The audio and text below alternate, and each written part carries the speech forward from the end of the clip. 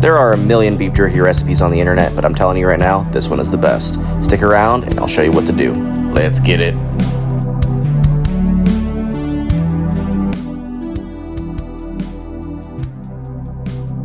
Hey, welcome back to First Time Feast. I'm your host, Bobby Perko. So today, we're gonna be showing you a good one. We're gonna be working on some homemade beef jerky.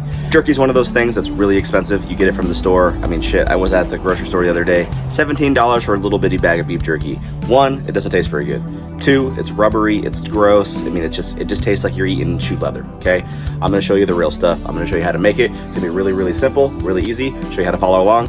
Let's get it. All right, as you can see, we got our top round roast. I got this from Costco. It's a USDA Choice Prime top round, or IF round. So the reason why you want to use an IF round, it's because it's a very lean meat. It's a center cut, it's tender, it's a really good choice of meat for beef jerky. Beef jerky, when there's a lot of fat in it, the meat will tend to spoil and it doesn't really smoke or cook it consistently. So with this, as you can see, we got all this fat cap on here. We're gonna wanna trim this up. We're gonna wanna remove it. You can almost pull it off with your fingers, but we're gonna trim it up with the knife and then we're gonna get started, okay? So as you can see, look at that. That almost looks like an eye. So that's eye of round right there. So we're gonna wanna remove this fat cap.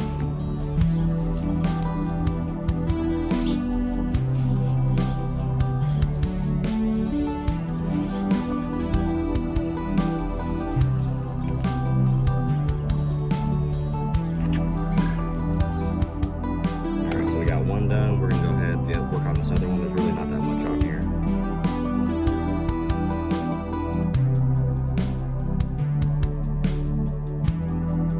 So I'm one that cooks jerky probably 4 to 5 times a year, and they always tell you to cut against the grain. Well, that's good, you can do that, but I really like to cut it with the grain too. So today in this video, we're gonna show you both. We're gonna show you both ways, and we'll kind of do a little taste test review at the end to see what the pros and cons are of doing it this way, okay? So we're gonna go ahead and get started, and we're gonna cut this one against the grain, all right? So ideally, when you're doing this, you would like to have your meat frozen. Not really frozen, but you can throw it in the freezer for about, I don't know, 25-30 minutes to kind of freeze up and make it easier to slice. I didn't do that. I got a really sharp knife today, so it's gonna be all right. But really, when you're doing this, if you have a meat slicer, so when you're doing this, you're looking for this type of thickness. This is probably like eighth of an inch or 16th of an inch. This is the ideal jerky slice. Okay.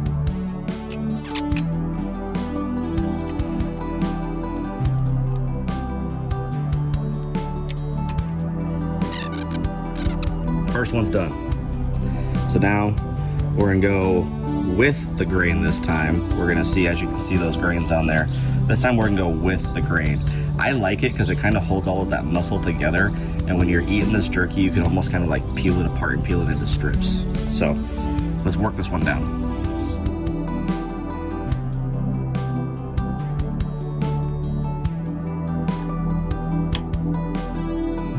First thing you're gonna wanna do is wash your sister. So we're gonna go ahead and do about a quarter cup bath of wash your sister. This company right here, Volcanic Pepper, they are what's up. This is my favorite sauce. It is a volcanic pepper spicy ponzu sauce.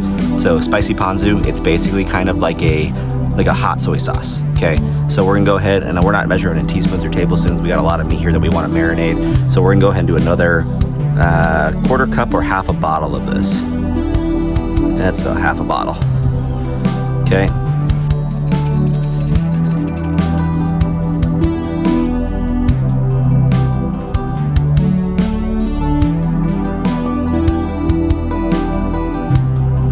And then we're gonna go ahead and go with 1 tablespoon of garlic powder.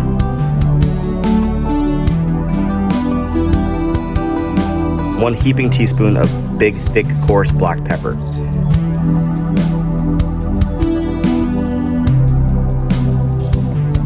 Now we gotta slap it.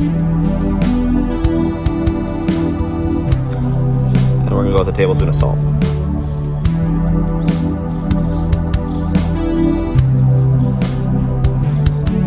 Now you mix. You want to make sure you get everything thoroughly mixed and coated because you want all of this meat 100% covered Doing all that seasoning evenly spread around. If you've seen my videos, you know what I'm going through right now. I hate having stuff on my fingers. But the nice thing is this thick black pepper, this coarse black pepper, is gonna give it a lot of texture. It's gonna be really, really tasty, really flavorful when you smoke it. This, I'm telling you guys, is gonna be some of the best jerky you've ever had. Way better than that store stuff. So now that we got that all evenly coated, we're gonna set it inside, we're gonna cover it up, and we're gonna let it sit in the fridge for about 2 to 3 hours. Then we're gonna come back and we're gonna smoke it.